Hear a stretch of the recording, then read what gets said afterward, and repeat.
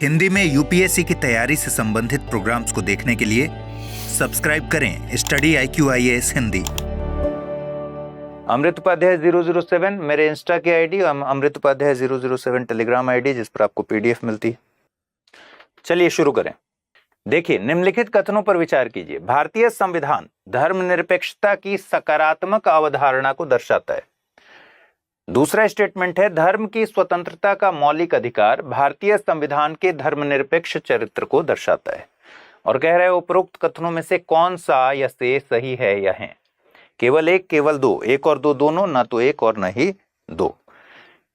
देखिए, भारतीय संविधान धर्मनिरपेक्ष की सकारात्मक अवधारणा को दर्शाता है। हमने कई बार इस चीज को पढ़ा है कि धर्मनिरपेक्षता का जो सिद्धांत है वो एक तो होता है कि धर्म और राज्य बिल्कुल अलग अलग हैं। राज्य धर्म से दूरी बनाकर रखता है। अगर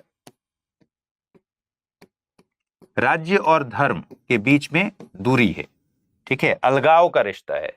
राज्य धर्म के मामले में कहीं भी कोई हस्तक्षेप नहीं करेगा, ठीक है, और धार्मिक आधार पर शासन का कोई भी हिस्सा ऑपरेट नहीं करेगा। तो धर्म और राज्य के बीच एकदम दूरी है। लेकिन सकारात्मक अवधारणा में राज्य सभी धर्मों का समान उत्थान करता है, समभाव रखता है, समान भाव से सभी धर्मों को देखता है।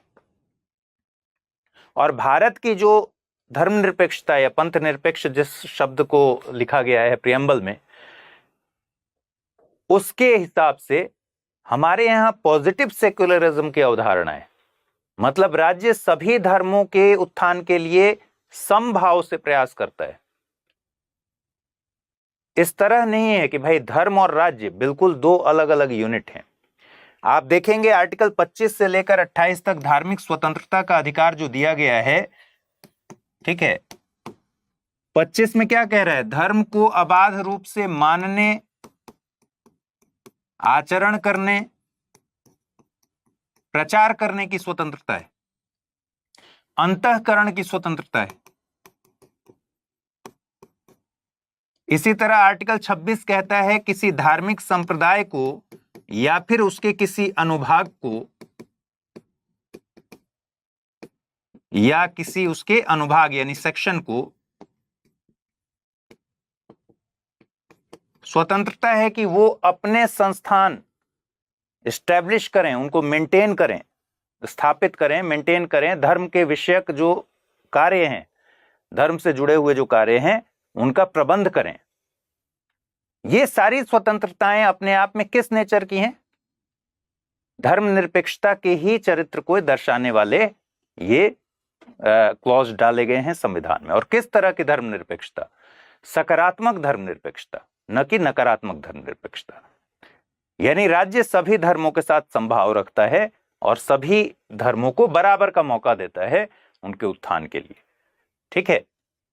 तो इसलिए पहला स्टेटमेंट धर्मनिरपेक्षता की सकारात्मक अवधारणा भारतीय संविधान को दर्शाता है, यह बिल्कुल ठीक है, ठीक। दूसरा स्टेटमेंट है कि धर्म की स्वतंत्रता का मौलिक अधिकार भारतीय संविधान के धर्मनिरपेक्ष चरित्र को दर्शाता है। जैसा हमने अभी डिस्कस किया, आर्टिकल 25 से 28 धर्मनिरपेक्ष चरित्र को ही दर्शाता है, ठीक है। धर्मनिरपेक्ष शब्द कब जोड़ा गया? 1976 में 42वें संविधान संशोधन के जरिए प्रियम्बल में, प्रस्तावना में पंथ निरपेक्ष शब्द जोड़ा गया। सेक्युलरिज्म का, धर्मनिरपेक्ष या पंथ निरपेक्ष सेक्युलरिज्म का क्या है? ट्रांसलेशन है, अनुवाद है, ठीक है। तो सकारात्मक अवधारणा ही है। इसका सही उत्तर क्या होगा? ऑप्शन सी, एक और दो दोनों। अब अगला सवाल है कि भारत में नागरिकों को उपलब्ध अधिकारों के बारे में निम्नलिखित कथनों पर विचार कीजिए। संपत्ति का अधिकार केवल भारतीय नागरिकों को उपलब्ध है। जहां भी केवल शब्द आ जाए वहां बिल्कुल सचेत हो जाना है। केवल भारतीय नागरिकों के लिए उपलब्ध है। दूसरा स्टेटमेंट है, भारत में केवल जन्म से नागरिकता ग्रहण करने वाले नागरिक राष्ट्रपति पद के लिए पात्र होते हैं, जबकि संयुक्त राज्य अमेरिका में जन्म एवं प्राकृतिक रूप से नागरिकता ग्रहण करने वाले नागरिक दोनों ही राष्ट्रपति के पद के लिए पात्र होते हैं। ठीक है, पूछ रहा है कौन से सही हैं, केवल एक, केवल दो, एक और दो दोनों, न तो एक और न ही दो। संपत्ति का अधिकार केवल भारतीय नागरिकों के लिए उपलब्ध है। पहला स्टेटमेंट गलत है। क्यों गलत है? क्योंकि जब हमने अभी अभी हाल में पढ़ा था कि संपत्ति का अधिकार 44वें संविधान संशोधन अधिनियम के द्वारा निर्सित किया गया, आर्टिकल अनुच्छेद 31 का को, साथ में 19(1) च को भी निर्सित किया गया, रिपील किया गया। ठीक है, और 31 के अलग अलग क्लॉज हमने पढ़े हुए थे, उसमें से 31(1) जो था उसको लीगल राइट बना दिया गया, कॉन्स्टिट्यूशनल राइट बना दिया गया आर्टिकल 300(a) में। आर्टिकल 31 की भी भाषा यही थी कि सभी व्यक्तियों को, और 300(a) में सेम बात लिखी गई कि व्यक्तियों को, न सिर्फ नागरिकों को। तो संपत्ति का अधिकार व्यक्तियों को उपलब्ध है, इसका मतलब नागरिकों के साथ साथ गैर नागरिकों को भी उपलब्ध है। इसलिए यह स्टेटमेंट गलत है, क्योंकि यहां लिख रहा है केवल भारतीय नागरिकों के लिए उपलब्ध है। दूसरा, भारत में केवल जन्म से नागरिकता ग्रहण करने वाले नागरिक राष्ट्रपति के पद के लिए पात्र होता है, जबकि संयुक्त राज्य अमेरिका में जन्म एवं प्राकृतिक रूप से नागरिकता ग्रहण करने वाले नागरिक दोनों ही राष्ट्रपति पद के लिए पात्र होते हैं। ठीक है, आर्टिकल 58 राष्ट्रपति के निर्वाचन के लिए पात्रता की शर्तें बताता है। मतलब राष्ट्रपति के इलेक्शन के लिए क्या क्वालिफिकेशन होना चाहिए ये बताता है। उसमें 3 शर्तें हैं। पहला, वो भारत का नागरिक हो।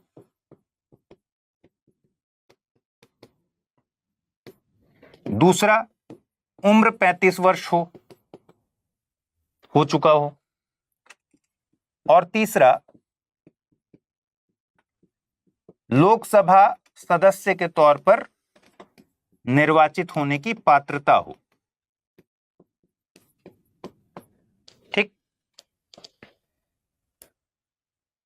तो जो पहला क्लॉज लिखा हुआ है भारत का नागरिक हो, भारत का नागरिक ये नहीं लिखा हुआ है कि भारत का जन्म से नागरिक हो। इसलिए इस स्टेटमेंट को जो लोग बी दे रहे हैं आंसर, वो इस स्टेटमेंट को ध्यान से पढ़ नहीं रहे हैं। अगर आप ध्यान से पढ़ेंगे तो इसमें उल्टा लिखा हुआ है। कह रहा है कि भारत में केवल जन्म से नागरिकता ग्रहण करने वाले नागरिक को राष्ट्रपति पद के लिए पात्र होता है। वो नहीं, भारत में नहीं होता, लेकिन अमेरिका में होता है। अमेरिका में केवल जन्म से नागरिकता जिनके पास है वही नागरिक राष्ट्रपति पद के लिए दावेदार हो सकते हैं। तो ये उल्टा स्टेटमेंट किया गया है, इसका वाइस वर्सा सही है। इसलिए इस स्टेटमेंट पे ना पहला सही है ना ही दूसरा सही है। ऑप्शन डी इसका सही उत्तर होगा। दोस्तों, अगर आप यूपीएससी एस्पिरेंट हैं तो आपके लिए गेम चेंजिंग अपॉर्चुनिटी है स्टडी आईक्यू का नया संपूर्ण बैच। एक कॉम्प्रिहेंसिव प्रोग्राम जिसमें टॉप एडुकेटर्स के साथ 1000+ आवर्स की live classes, personalised mentorship and handwritten notes से लेकर पीआरपी, एमआरपी जैसे इंटेंसिव प्रोग्राम्स हैं। प्रीलिम्स और मेंस स्कॉलरशिप के तहत प्रीलिम्स क्लियर करने पर पूरी फीस रिफंड हो जाएगी। टॉप परफॉर्मर्स के लिए हर मंथ 11,000 रुपीज का cash reward. Economically weaker sections के लिए स्पेशल उड़ान स्कॉलरशिप भी है। X secretary Anil Swarup sir खुद गाइड करेंगे आपको इस जर्नी में। स्टडी आईक्यू पर 2 करोड़ इंडियंस का ट्रस्ट है और अब संपूर्ण बैच के साथ आपका यूपीएससी ड्रीम भी होगा अचीव। सिल्वर, गोल्ड या platinum, choose the plan that fits your needs. आपको करना क्या है, स्टडी आईक्यू वेबसाइट पर जाइए, यूपीएससी संपूर्ण बैच पर क्लिक कीजिए and once you click on buy now आप देख सकते हैं डिस्काउंट कोड्स। वहां पर टाइप कीजिए अमृत लाइव एंड आपको मिलेगा सबसे lowest price. And obviously your IAS journey starts here. फिर कह रहा है इनमें से किसे सर्वोच्च न्यायालय ने धर्मनिरपेक्षता के विरुद्ध ठहराया है। सरकारी स्कूलों में संस्कृत का शिक्षण,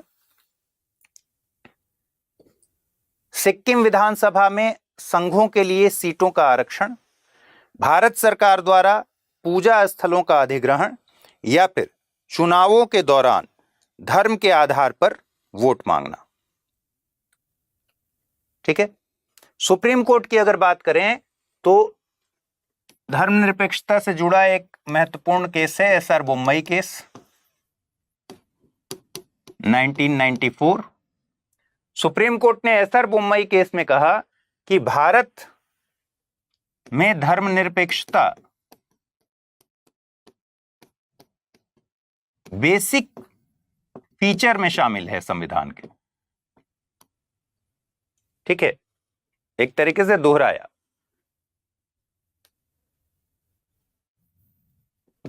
लेकिन अभिराम सिंह केस में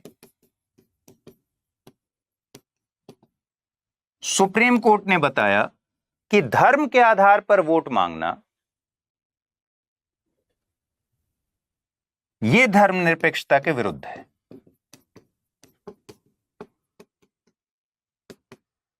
ठीक है, धर्म के आधार पर वोट मांगना धर्मनिरपेक्षता के विरुद्ध है। किस केस में? अभिराम सिंह केस में। चुनावों के दौरान धर्म के आधार पर वोट मांगना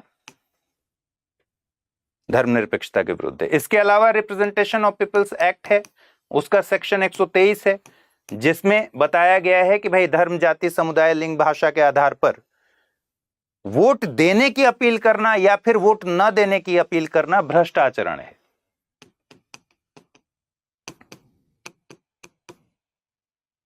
तो इसलिए सर्वोच्च न्यायालय ने अभिराम सिंह केस में ऑप्शन डी को धर्मनिरपेक्षता के विरुद्ध बताया है। अगला है भारत का संविधान संघवाद, धर्मनिरपेक्षता, मौलिक अधिकारों और लोकतंत्र के संरचना के संदर्भ में इसकी मूल संरचना को परिभाषित करता है, बेसिक स्ट्रक्चर को परिभाषित करता है। क्या संविधान बेसिक स्ट्रक्चर को परिभाषित करता है? 1973 में केशवानंद भारती मामले में doctrine of basic structure supreme court ने दिया, केशवानंद भारती मामले के जजमेंट में। यानी मूलभूत सिद्धांत, मूलभूत संरचना का सिद्धांत, संविधान की मूलभूत संरचना का सिद्धांत किसने दिया? सुप्रीम कोर्ट ने, केशवानंद भारती मामले में। यहां कह रहा है कि भारत का संविधान इसकी मूल संरचना को परिभाषित करता है, बेसिक स्ट्रक्चर को परिभाषित करता है। तो यह गलत है। भारत का संविधान नागरिकों की स्वतंत्रता की रक्षा करने और उन आदर्शों को संरक्षित करने के लिए न्यायिक समीक्षा की शक्ति प्रदान करता है जिन पर संविधान आधारित है। आर्टिकल 13 आपको याद होगा। आर्टिकल 13 कहता है कि राज्य कोई भी ऐसी विधि नहीं बनाएगा जो मूल अधिकारों को छीन रहा हो या फिर उसको न्यून कर रहा हो, अल्पीकरण कर रहा हो, उसको कम कर रहा हो। यानी, और वहीं से हम न्यायिक समीक्षा की शक्ति को डिराइव करते हैं। न्यायिक समीक्षा की शक्ति सीधे सीधे तो संविधान में दी नहीं गई है। राज्य कोई भी ऐसी विधि नहीं बनाएगा जिससे मूल अधिकारों के में अल्पीकरण हो रहा हो या फिर खत्म हो रहा हो, छीना जा रहा हो। और अगर ऐसी विधि बनी तो वो उस मात्रा तक शून्य हो जाएगी जिस मात्रा तक वो मूल अधिकारों से असंगत है। ठीक है, तो ये शून्य कौन करेगा? अदालत करेगी। और यहीं से न्यायिक समीक्षा की शक्ति को डिराइव किया जाता है। संविधान इसके बारे में क्लियर कट कुछ भी नहीं बताता। और यहां स्टेटमेंट दे रहा है कि संविधान नागरिकों की स्वतंत्रता की रक्षा करने और उन आदर्शों को संरक्षित करने के लिए न्यायिक समीक्षा की शक्ति प्रदान करता है। दरअसल न्यायिक समीक्षा की शक्ति किस लिए प्रदान की जाती है? सरकार के कार्यकारी आदेश हो गए,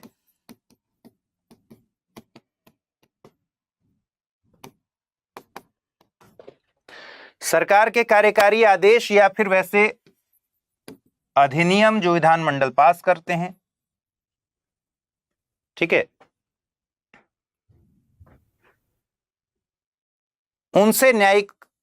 उनसे अधिकारों की रक्षा करने के लिए न्यायिक समीक्षा को डिराइव किया गया है। तो इस प्रश्न का सही उत्तर क्या है? ऑप्शन डी, ना तो एक और नहीं दो।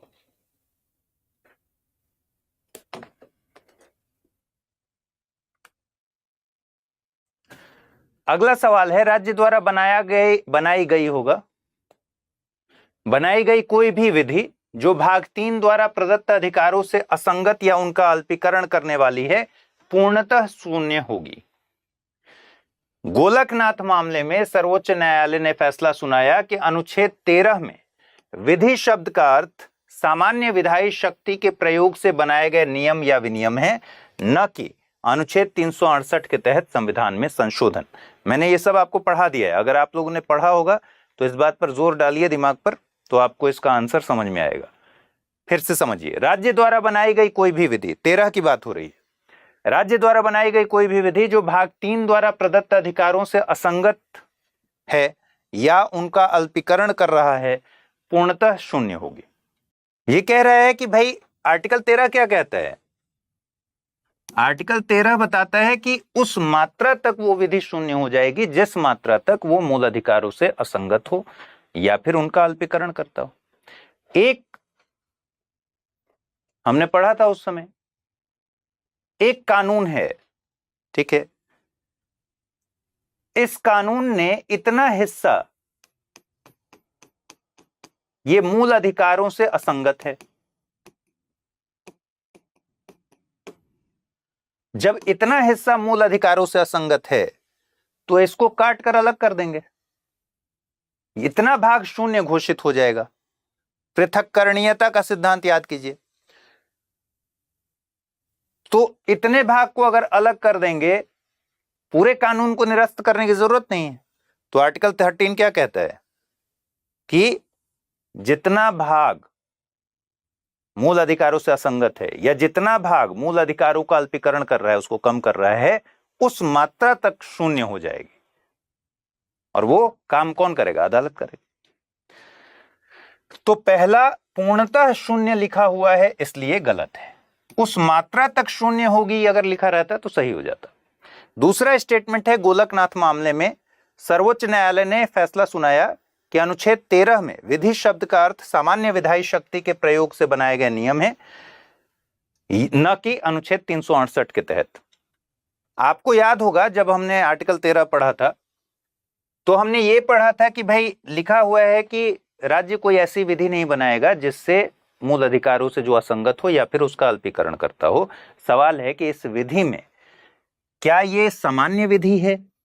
सामान्य विधि जो सामान्य तरीके से पास होता है, सांविधिक विधि है, ठीक है, सदन से पास हुआ, या आर्टिकल 368 के तहत जो संशोधन अधिनियम है, इन विधियों में वो शामिल हैं कि नहीं। इससे क्या निष्कर्ष निकलने वाला था कि भाई अगर आर्टिकल 13 में विधि ऐसा नहीं बनाना है राज्य को जो मूल अधिकारों से असंगत हो या अल्पीकरण करता हो, अगर वो साधारण विधि है तब तो भाई राज्य ऐसा कोई विधि साधारण नहीं बनाएगा, लेकिन वो आर्टिकल 368 के तहत ऐसा कोई संशोधन कर सकता है जिससे मूल अधिकारों का अल्पीकरण या फिर उनको छीना जा सके। इसमें कोई दिक्कत नहीं है।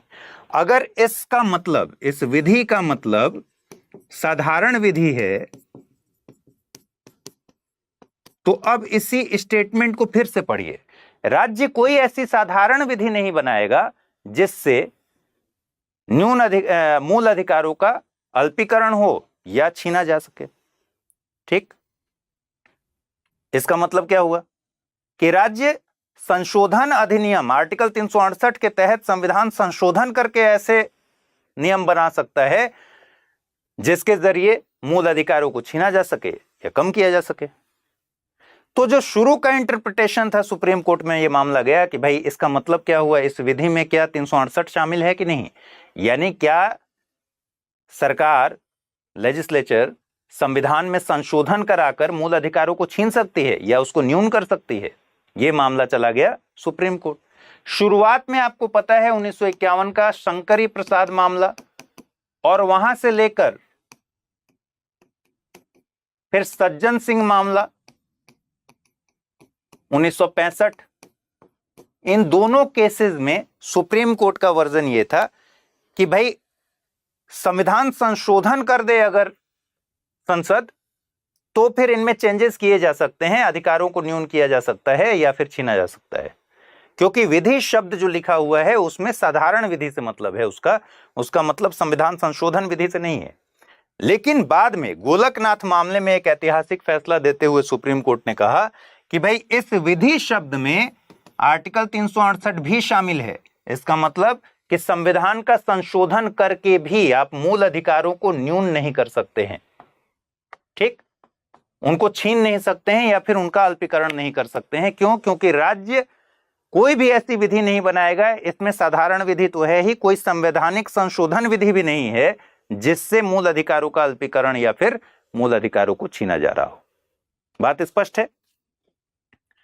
तो यहां लिखा हुआ है कि गोलकनाथ मामले में सर्वोच्च न्यायालय ने फैसला सुनाया कि अनुच्छेद 13 में विधि शब्द का अर्थ सामान्य विधायी शक्ति के प्रयोग से है, जबकि हमने देखा कि शंकरी प्रसाद और सज्जन सिंह मामले में सुप्रीम कोर्ट का वर्जन यही था कि विधि का मतलब सामान्य विधायी शक्ति है, उसमें संविधान संशोधन अधिनियम से विधि बनाने वाली बात नहीं है। लेकिन गोलकनाथ मामले में तो सुप्रीम कोर्ट ने ऐतिहासिक फैसला देके बता दिया कि विधि शब्द में आर्टिकल 368 भी शामिल है। इसका मतलब है कि आर्टिकल 368 के जरिए संविधान में संशोधन करके भी आप मूल अधिकारों को नहीं छीन सकते या फिर उनको अल्पीकरण उनका नहीं कर सकते, और अगर आप ऐसा करेंगे तो उस मात्रा तक वो कानून शून्य घोषित हो जाएगा। बात स्पष्ट है? इसलिए ये स्टेटमेंट जो गोलकनाथ लिखा हुआ है उसका वर्जन गलत दिया हुआ है, ठीक है, उल्टा दिया हुआ है, तो ये भी गलत है। तो इसका भी ऑप्शन डी सही उत्तर होगा। भारतीय संविधान में मौलिक अधिकारों के संदर्भ में निम्नलिखित कथनों में से कौन सा या से सही है या है? मौलिक अधिकार भारतीय संविधान के भाग 3 में निहित हैं, एकदम स्पष्ट है कि सही है। भाग 3 में मौलिक अधिकार है। इसकी अवधारणा का प्रारंभिक स्रोत ब्रिटेन के मैग्ना कार्टा से लिया गया है। आपने कई टेक्स्ट बुक में पढ़ा होगा कि भाग 3 यानी मौलिक अधिकारों के भाग को मैग्ना कार्टा कहा जाता है, भारत का मैग्ना कार्टा।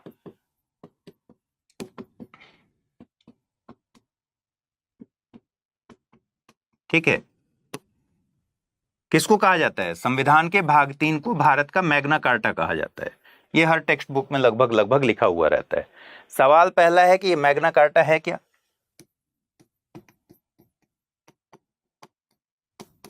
ठीक, और दूसरी बात है कि अगर इसको भारत का मैग्ना कार्टा कहा जाता है तो प्रारंभिक स्रोत क्या ब्रिटेन का मैग्ना कार्टा ही है?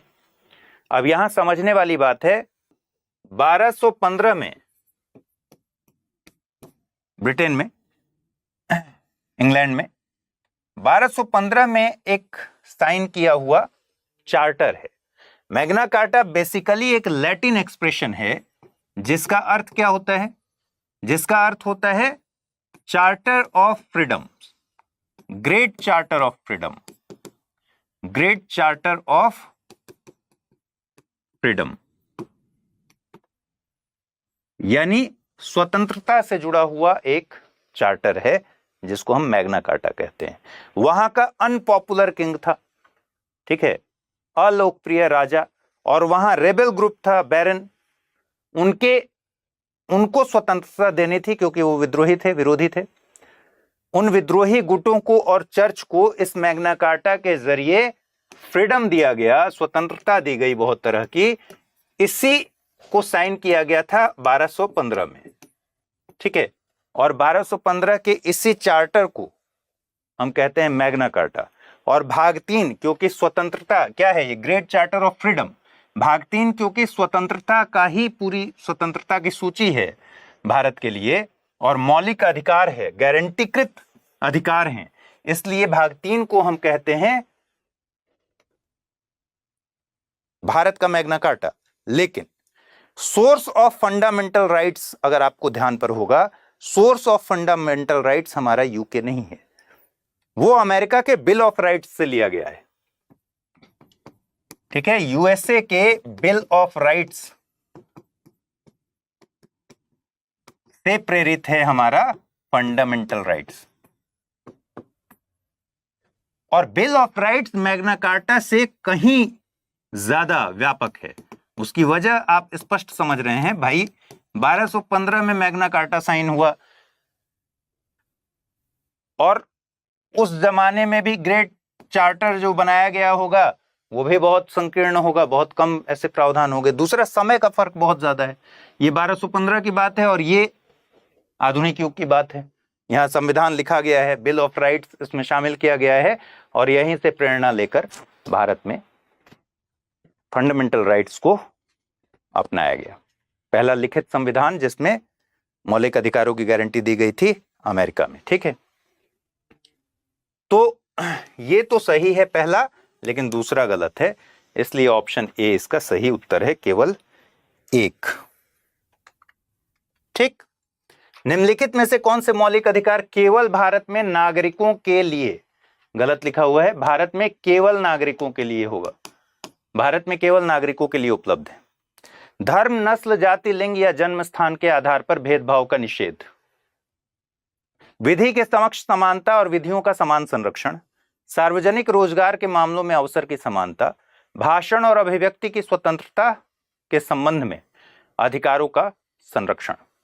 ऑप्शन है केवल 1 और 3, केवल 1 3 4, केवल 2 4, 1 2 3 4। अब जो लोग भी इस पर थोड़ा सा काम कर लीजिएगा कि भारत के नागरिकों को स्पष्ट तौर पर हमने ये समझा था कि कुछ अधिकारों में दिया हुआ है कि व्यक्ति को अधिकार दिया गया है, उसमें नागरिक भी हैं, गैर नागरिक भी हैं। ठीक है, उसमें निगम भी आ जाता है, कानूनी व्यक्ति भी आ जाता है। तो कुछ अधिकार व्यक्तियों को दिया गया है जबकि कुछ अधिकार सिर्फ और सिर्फ नागरिकों को दिया गया है। अगर आप ध्यान से देखिए तो ये जितने प्रोविजंस हैं उनको सिर्फ आर्टिकल में चेंज कीजिए, आपको समझ में आ जाएगा कि कौन से अधिकार नागरिकों के हैं और कौन से व्यक्तियों को दिए गए हैं। जैसे धर्म, नस्ल, जाति, लिंग या जन्म स्थान के आधार पर भेदभाव का निषेध, आर्टिकल 15। ठीक है, सिर्फ नागरिकों के लिए।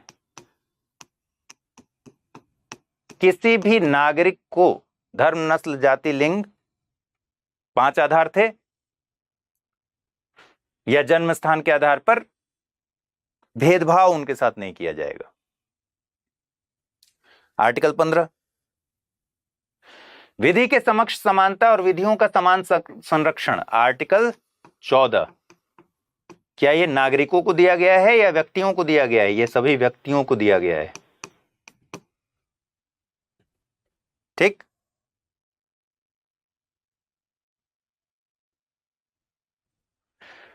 तो आर्टिकल 14 सिर्फ नागरिकों को नहीं दिया गया है, व्यक्तियों को दिया गया है। सार्वजनिक रोजगार के मामलों में अवसर की समानता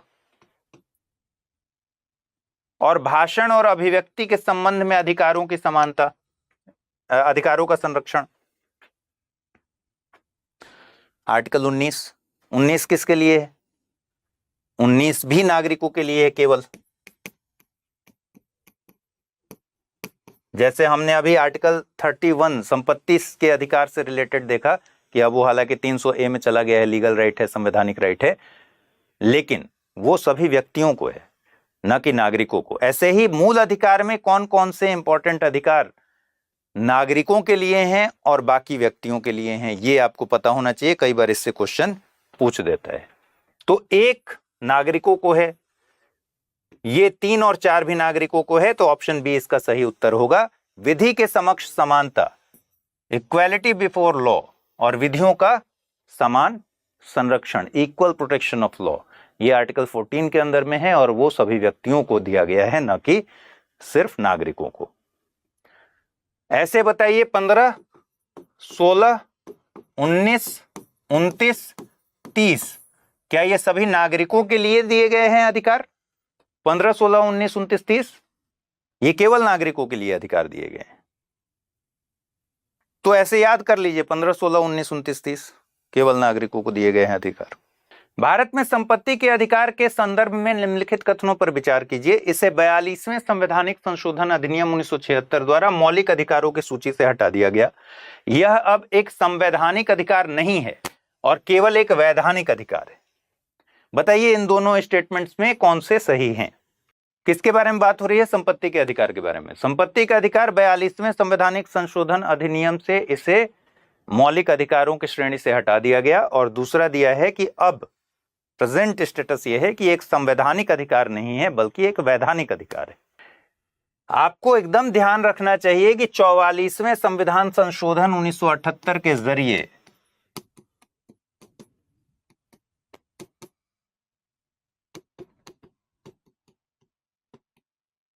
19(1)(च) संपत्ति को अर्जित करने, होल्ड करने, डिस्पोज ऑफ करने, व्ययन करने का अधिकार जो था उसको रिपील कर दिया गया। आर्टिकल 31 का 1 और 2 रिपील कर दिया गया। ठीक है, और जैसा कि मैंने बताया था कि इसके अपवाद अभी भी 31 क, ख, ग अभी हैं संविधान में। 31 घ को रिपील कर दिया गया, जो कि बाद में ही जोड़ा गया था, 42वें से जोड़ा गया था, 43वें से ही रिपील किया गया। तो 31 घ 43वें से ही रिपील कर दिया गया था, 44वें से नहीं। जबकि 31(1) और 2 को रिपील किया गया था 44वें से, और 19(1)(च) को रिपील किया गया। रिपील मतलब समझ रहे हैं ना, निरसित किया गया, हटा दिया गया। कहां जोड़ दिया गया? भाग 12 आर्टिकल 300(a) में जोड़ दिया गया। ठीक, और यह संविधान संशोधन कौन सा है? 44वां। हर जगह आप पढ़ते हैं ना कि अब यह एक कानूनी अधिकार है। अब अगला सवाल है कि यह अब एक संवैधानिक अधिकार नहीं है। क्या यह बात सही है या गलत है? मैंने अपनी क्लास में कल भी बताया था आपको, कल या परसों जब भी क्लास हुई हो, ये कहां है? कानूनी अधिकार है, ठीक है। ये अभी प्लेस कहां है? संविधान में है, संविधान के बाहर है? ये कंफ्यूजन अपने दिमाग से हटा दीजिए, क्योंकि आपके टेक्स्ट बुक में जहां भी लिखा होता है कि अब यह एक कानूनी अधिकार है, तो आपको समझ में आता है कि भाई ये अब तो कानूनी अधिकार है, संवैधानिक अधिकार नहीं। संविधान में ही दिया गया है। आर्टिकल 300(a) किसी एक्ट के जरिए जो संविधान में नहीं है, संसद ने पास करके ये अधिकार नहीं दिया है। ठीक है, संसद ने पास किया आर्टिकल 368 के जरिए, वो अलग बात है। कहने का मतलब इसकी जगह अभी कहां है ये बताइए। कॉन्स्टिट्यूशन में है या नहीं है? भाग 12 में अगर 300(a) आर्टिकल में है तो ये संविधान में है या संविधान के बाहर है? अगर कोई अधिकार मान लीजिए आज की तारीख में संविधान में नहीं भी है, जैसे LGBTQ का इतना ज्यादा जो डिबेट आप देख रहे हैं, कल को LGBTQ समुदाय को एक स्पेशल राइट दिया जाए और संविधान में संशोधन करा के उसको संविधान के किसी क्लॉज में डाल दिया जाए, ठीक है, तो इनको जो राइट अब संविधान में वर्णित हो जाएगा, क्या वो सिर्फ एक कानूनी अधिकार है या फिर वो संवैधानिक अधिकार भी कहलाएगा? क्योंकि वो संविधान में है।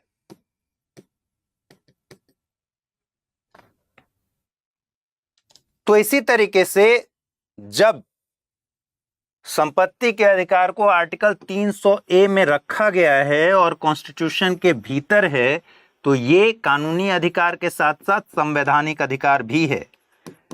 इसीलिए आपको कंफ्यूज करने के लिए लिखा गया है, क्योंकि सारे टेक्स्ट बुक में लिखा रहता है कि यह एक कानूनी अधिकार है। तो सवाल है कि संवैधानिक है कि नहीं है? संवैधानिक अधिकार भी है। ठीक है, तो दूसरा भी गलत हो गया, क्योंकि लिखा है कि अब यह एक संवैधानिक अधिकार नहीं है। भाई संवैधानिक अधिकार है, आर्टिकल 300(a) में भाग 12 में संविधान में वर्णित अधिकार है। तो इसलिए इसका भी आंसर डी होगा। ठीक, बस अब मौलिक अधिकार नहीं है, बस ये ध्यान रखना है। अब यह मौलिक अधिकार नहीं बचा, मौलिक अधिकार से बाहर निकल गया है। कानूनी अधिकार है, संवैधानिक अधिकार है। अनुच्छेद 32 के संदर्भ में आपको निम्नलिखित कथनों पर विचार करना है। सर्वोच्च न्यायालय के निर्णय के अनुसार यह भारतीय संविधान की एक मूलभूत विशेषता है। यह प्रावधान करता है कि संसद उच्च न्यायालयों को छोड़कर किसी भी न्यायालय के सभी प्रकार के निर्देश, आदेश और रिट जारी करने का अधिकार दे सकती है। ठीक है, सभी न्यायालयों को। इसके तहत सीधे सर्वोच्च न्यायालय जाने के लिए उपलब्ध वैकल्पिक उपायों अनुच्छेद 226 के तहत उच्च न्यायालयों द्वारा उपलब्ध राहत के समाप्त होने के बाद ही उपलब्ध होंगे। कौन सा ऐसे सही है? क्या पूछ रहा है? आर्टिकल 32 अभी आपने कल ही पढ़ा है। आर्टिकल 32 में पहला स्टेटमेंट है कि भाई सुप्रीम कोर्ट ने एक निर्णय दिया जिसमें कहा कि भारतीय संविधान की एक मूलभूत विशेषता है। यह बिल्कुल सही बात है। सर्वोच्च न्यायालय ने अपने एक निर्णय में कहा कि आर्टिकल 32, भाई आर्टिकल 32 को आप नहीं हटा सकते ना, वही आपके पूरे सुरक्षा की गारंटी है। आपके जो मौलिक अधिकार मिले हैं, अगर आर्टिकल 32 को हटा दीजिए तो उन मौलिक अधिकारों का कोई मोल नहीं है। इसीलिए डॉक्टर अंबेडकर ने क्या कहा था, यह संविधान की हृदय और आत्मा है, ठीक है, हार्ट एंड सोल है। अगर इसको हटा दीजिएगा संविधान शून्य हो जाएगा। क्यों? क्योंकि आपको जितने अधिकार गारंटी किए गए हैं वो गारंटी ही इसीलिए किए गए हैं, हो पाए हैं, क्योंकि आर्टिकल 32 है। और आर्टिकल 32 के तहत संवैधानिक उपचार का जो आपको अधिकार मिला हुआ है, आप सुप्रीम कोर्ट जा सकते हैं, ये आपका एक मौलिक अधिकार है। इससे सुप्रीम कोर्ट आपको मना नहीं कर सकता, ठीक। तो जाहिर सी बात है कि ये मूलभूत विशेषता है, और सुप्रीम कोर्ट ने अपने एक निर्णय में कहा था कि ये एक मूलभूत विशेषता है। दूसरा, तो एक सही हो गया। दूसरा, यह प्रावधान करता है कि संसद उच्च न्यायालयों को छोड़कर किसी भी न्यायालय को सभी प्रकार के निर्देश, आदेश और रिट जारी करने का अधिकार दे सकती है। हमने कल ही पढ़ा था 32(3). 32(3) में क्या दिया गया है, संसद विधि द्वारा ऐसा कर सकती है कि सुप्रीम कोर्ट को जो पावर्स रिट जारी करने के, आदेश देने के, निर्देश देने के हैं, वो अन्य न्यायालयों को भी दिया जा सकता है। बस सुप्रीम कोर्ट की शक्तियों पर कोई प्रतिकूल प्रभाव नहीं पड़ना चाहिए। तो जब 32(3) क्या कहता है कि भाई संसद विधि द्वारा सर्वोच्च न्यायालय के जो रिट जारी करने की शक्ति है, आदेश और निर्देश जारी करने की शक्ति है, इसको अन्य न्यायालयों को भी दे सकता है बिना सुप्रीम कोर्ट की शक्तियों पर प्रतिकूल प्रभाव डाले। उच्च न्यायालयों को छोड़कर, वो कह रहा है सभी न्यायालयों को दे सकती है, उच्च न्यायालयों को भी दे सकती है। उच्च न्यायालय के पास ऑलरेडी है आर्टिकल 226। कल हमने पढ़ा आर्टिकल 226 इनफैक्ट ज्यादा व्यापक है। सुप्रीम कोर्ट रिट तभी जारी कर सकता है जब मूल अधिकारों का उल्लंघन हुआ हो, आर्टिकल 32 के तहत, जबकि हाई कोर्ट्स तो मूल अधिकारों के साथ साथ बाकी कानूनी अधिकारों को लेकर भी रिट जारी कर सकते हैं आर्टिकल 226 के तहत। तो ये स्टेटमेंट ठीक है, सभी न्यायालयों में उच्च न्यायालय को छोड़कर इसलिए है क्योंकि 32 में जो उच्च न्यायालयों को छोड़कर अगर लिख रहे हैं हम, क्योंकि 226 में तो उच्च न्यायालयों के पास है ही, तो सभी न्यायालयों में उच्च न्यायालय जाहिर तौर पर शामिल नहीं है। तो ये सही है। अब है इसके तहत सीधे सर्वोच्च न्यायालय जाने के लिए उपलब्ध वैकल्पिक उपाय तब उपलब्ध होंगे जब आपके पास उच्च न्यायालय के उपाय खत्म हो चुके होंगे। मतलब सीधा ऐसा है कि आप पहले हाई कोर्ट जाइए, उसके बाद सुप्रीम कोर्ट जाइए, ऐसा नहीं है। इसीलिए तो ये आर्टिकल 32 में है, आपके पास मौलिक अधिकार है, आप सीधे जा सकते हैं सुप्रीम कोर्ट, ठीक। आपको इसके लिए हाई कोर्ट में जाकर फिर वहां से हाई कोर्ट ने अगर आपके अधिकारों की जो आप मांग कर रहे थे उसको नहीं माना, फिर आप सुप्रीम कोर्ट जाएंगे, ऐसी बात नहीं है। आप सीधे सुप्रीम कोर्ट जा सकते हैं। सुप्रीम कोर्ट इस आधार पर आपके निवेदन को अस्वीकार नहीं कर सकता कि इसके लिए कोई वैकल्पिक उपाय ऑलरेडी मौजूद है, ठीक है। तो ये गलत है। हालांकि सुप्रीम कोर्ट ने एक फैसले में ये जरूर कहा कि कोशिश कीजिए कि हाई कोर्ट के लिए उपयुक्त मामला हो तो वहां जाइए, लेकिन अगर कोई सुप्रीम कोर्ट पहुंचा है, सुप्रीम कोर्ट मना नहीं कर सकता। इनफैक्ट एक और बात है, मान लीजिए आप सुप्रीम कोर्ट जाकर कहते हैं कि भाई हमने हेबियस कॉर्पस रिट के लिए आवेदन किया है, याचिका डाली है, ठीक है, पिटीशन डाला है, और वो मामला सुप्रीम कोर्ट सुनता है और उसको लगता है ये हेबियस कॉर्पस का मामला नहीं है, ये परमादेश का मामला है, तो वो आपको ये नहीं कहेगा कि खारिज हो गया जाओ, वो आपको बताएगा कि ये इसका मामला नहीं है, इसके तहत रिट जारी होगा, और आपको उचित रिट के बारे में जानकारी देकर गाइड कर देगा। तो इतना लिबरल अप्रोच है इस मामले में सुप्रीम कोर्ट का। तो तीसरा गलत हो गया, 1 और 2 सही है, केवल 1 और 2 इसका सही उत्तर है।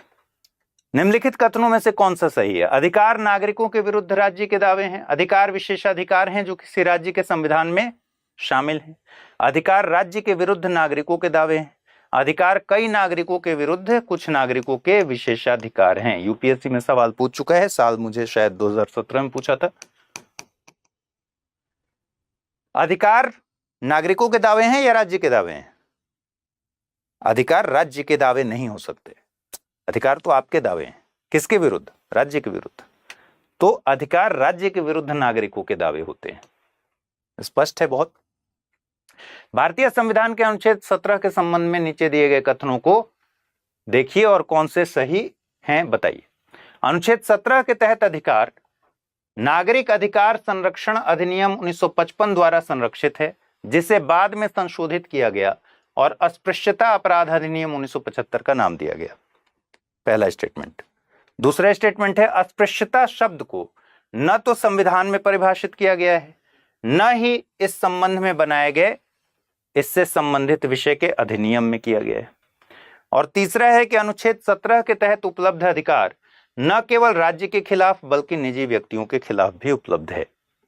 और मैंने कल पढ़ाया था आपको आर्टिकल 35 कि जहां भी दंडनीय अपराध घोषित किया गया है मौलिक अधिकारों में, उसके लिए विधि बनाने की शक्ति संसद को है, सिर्फ राज्य के विधानमंडल को नहीं है। वो है आर्टिकल 35 में, 35 के तहत। तो राज्य ने, संसद ने विधि बनाया, ठीक है। संसद ने विधि बनाया अस्पृश्यता अपराध अधिनियम 1955 और 1976 में इसको अमेंडमेंट किया गया और इसके प्रावधानों को काफी कड़ा किया गया और इसका नाम बदलकर क्या कर दिया गया? सिविल राइट्स प्रोटेक्शन एक्ट, यानी नागरिक अधिकार संरक्षण अधिनियम 1955। स्टेटमेंट उल्टा दिया हुआ है। यह कह रहा है कि 17 के तहत अधिकार नागरिक अधिकार संरक्षण अधिनियम 1955 द्वारा संरक्षित हैं। ये ठीक है बिल्कुल बात, जिसे बाद में संशोधित किया गया और अस्पृश्यता अपराध अधिनियम 1975 का नाम दिया गया। यहां स्टेटमेंट गड़बड़ हो जाता है, क्योंकि पहले इसका नाम है अस्पृश्यता अपराध अधिनियम 1955, ठीक है।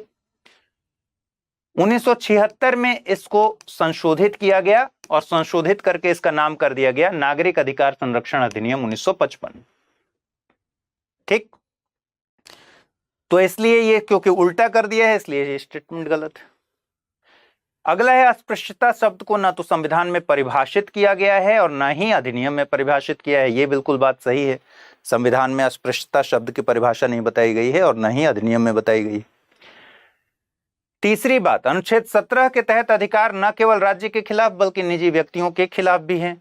यह बात भी बिल्कुल सही है, क्योंकि अस्पृश्यता हमने देखा था कि भाई अस्पृश्यता जैसे मामलों में ज्यादा खतरा किससे है? व्यक्तियों से है।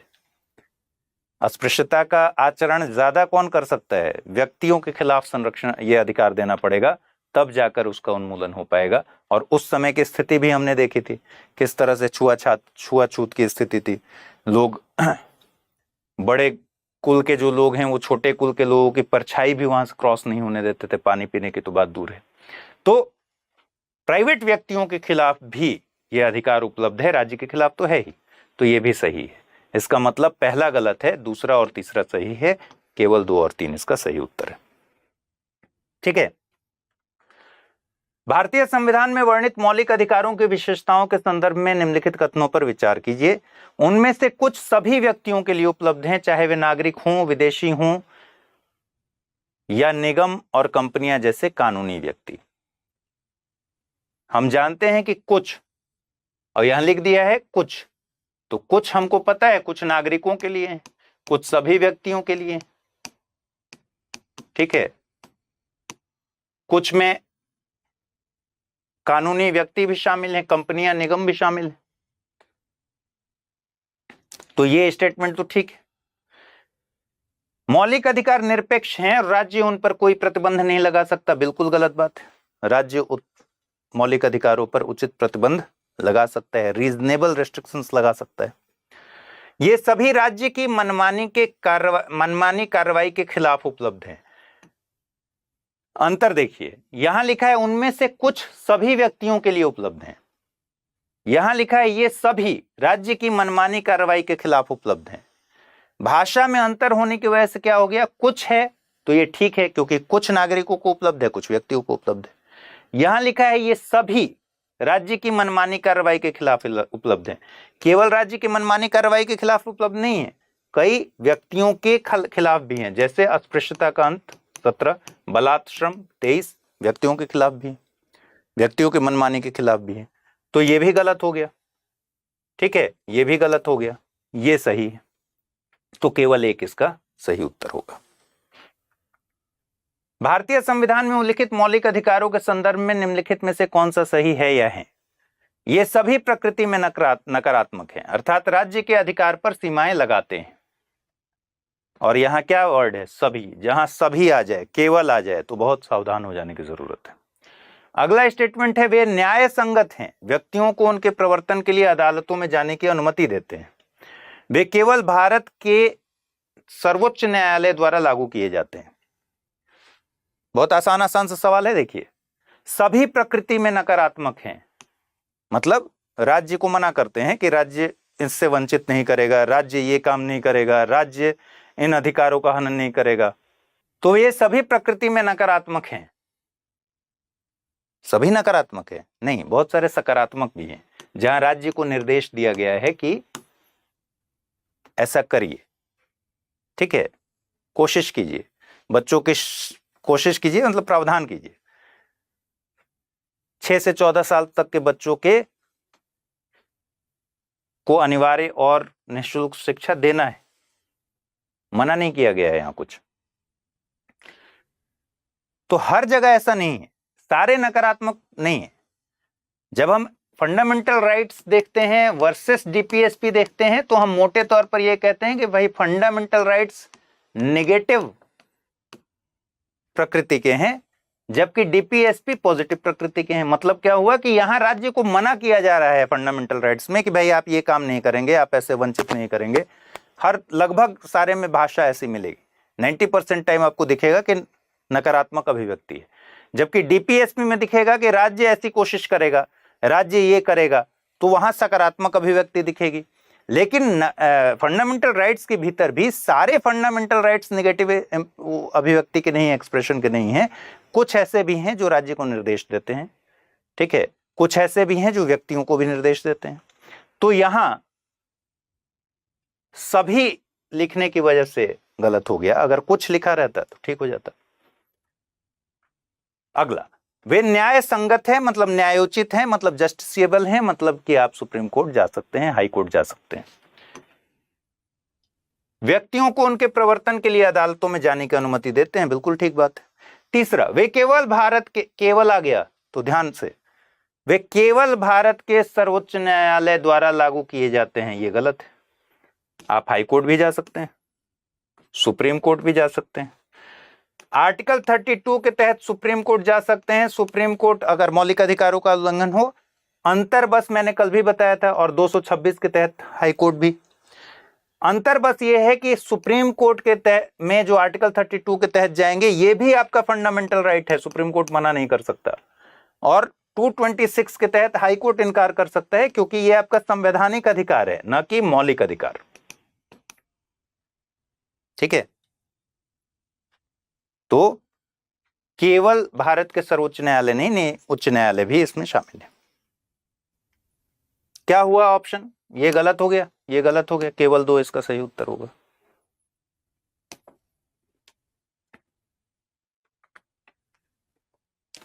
मौलिक अधिकारों की निम्नलिखित श्रेणियों में कौन सा भेदभाव के रूप में अस्पृश्यता के खिलाफ सुरक्षा को शामिल करता है? अस्पृश्यता आर्टिकल 17। आर्टिकल 17 याद है ना, कौन कौन से तरह की स्वतंत्रता दी गई है?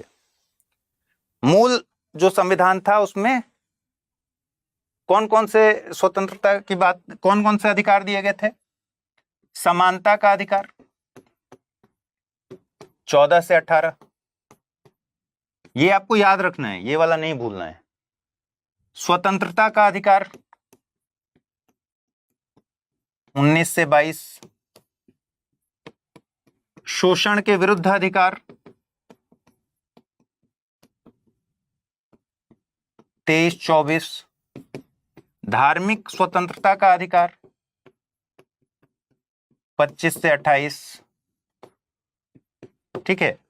सांस्कृतिक और शैक्षणिक अधिकार,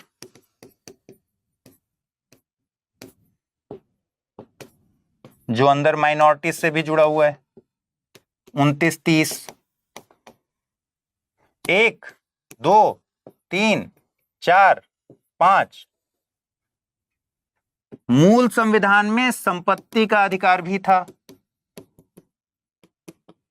31, और 7वां संवैधानिक उपचार का अधिकार 32। अब की क्या स्थिति है, मतलब क्या हुआ, मूल संविधान में 7 तरह के मौलिक अधिकार दिए गए थे, अब की स्थिति है कि 6 तरह के मौलिक अधिकार हैं। तो समानता के अधिकार में ही आर्टिकल 17 आएगा 14 से 18 वाले में, इसलिए समानता का अधिकार में 14 से 18 वाले में आर्टिकल 17 आ जाएगा। ऑप्शन डी इसका सही उत्तर है। भारतीय संविधान के अनुच्छेद 21A के संदर्भ में नीचे दिए गए कथनों में कौन से सही हैं? इसमें कहा गया है कि राज्य 14 वर्ष की आयु तक के सभी बच्चों को मुफ्त और अनिवार्य शिक्षा प्रदान करेगा। आर्टिकल 21A के बारे में पहला स्टेटमेंट सही है कि नहीं? कहा गया है कि राज्य 14 वर्ष की आयु तक के सभी बच्चों को, या 6 से 14 वर्ष तक की, राज्य 6 से 14 वर्ष तक के सभी बच्चों को अनिवार्य और मुफ्त शिक्षा देगा। कब आया ये 21A? 86वें संविधान संशोधन 2002 में जोड़ा गया है इसको, 21A को। इसके पहले आर्टिकल 45 में आपको पता था, ये 6 से 14 साल वाला प्रावधान था कि राज्य कोशिश करेगा अनिवार्य और मुफ्त शिक्षा देने की। तो डीपीएसपी से इसको ले दिया गया, 21A में फंडामेंटल राइट बना दिया गया। और आपको पता है कि भाई राज्य विधि कब बना रहा है राज्य विधि? 2009 में राइट टू एजुकेशन एक्ट आया, ठीक है। और 45 में भी, क्योंकि अब यहां कर दिया गया 6 से 14, तो 45 में कर दिया गया 0 से 6, यानी 6 वर्ष तक के जो छोटे बच्चे हैं उनका अर्ली चाइल्डहुड केयर और शिक्षा वहां राज्य कोशिश करेगा। ये जस्टिसेबल हो गया, तो इसलिए ये गलत है, 6 से 14 वर्ष की आयु होगा। 2002 के 86वें संविधान संशोधन अधिनियम द्वारा जोड़ा गया था, ये बिल्कुल सही है। बच्चों के लिए मुफ्त और अनिवार्य शिक्षा के प्रावधान वाले राज्य के नीति निर्देशक सिद्धांत को संविधान अनुच्छेद 45 के तहत प्रदान किया गया है, ठीक है, के तहत भी प्रदान किया गया है, तो सही बात है। यहां उम्र की बात नहीं है, कह रहा है बच्चों के लिए इसी तरीके का प्रावधान डीपीएसपी में भी है, तो ये सही बात है। तो 1, 2 और 3 ऑप्शन सी इसका सही उत्तर है। दोस्तों, अगर आप यूपीएससी एस्पिरेंट हैं तो आपके लिए गेम चेंजिंग अपॉर्चुनिटी है स्टडी आईक्यू का नया संपूर्ण बैच। एक कॉम्प्रिहेंसिव प्रोग्राम जिसमें टॉप एडुकेटर्स के साथ 1000+ आवर्स की live classes, personalised mentorship and handwritten notes से लेकर पीआरपी, एमआरपी जैसे इंटेंसिव प्रोग्राम्स हैं। प्रीलिम्स और मेंस स्कॉलरशिप के तहत प्रीलिम्स क्लियर करने पर पूरी फीस रिफंड हो जाएगी। टॉप परफॉर्मर्स के लिए हर मंथ 11,000 रुपीज का cash reward. Economically weaker sections के लिए स्पेशल उड़ान स्कॉलरशिप भी है। X secretary Anil Swarup sir खुद गाइड करेंगे आपको इस जर्नी में। स्टडी आईक्यू पर 2 करोड़ इंडियंस का ट्रस्ट है और अब संपूर्ण बैच के साथ आपका यूपीएससी ड्रीम भी होगा अचीव। सिल्वर, गोल्ड या platinum, choose the plan that fits your needs. आपको करना क्या है, स्टडी आईक्यू वेबसाइट पर जाइए, यूपीएससी संपूर्ण बैच पर क्लिक कीजिए and once you click on buy now आप देख सकते हैं डिस्काउंट कोड्स। वहां पर टाइप कीजिए अमृत लाइव एंड आपको मिलेगा सबसे lowest price. And obviously your IAS journey starts here. Hindi में यूपीएससी की तैयारी से संबंधित प्रोग्राम्स को देखने के लिए सब्सक्राइब करें स्टडी IQ IAS हिंदी।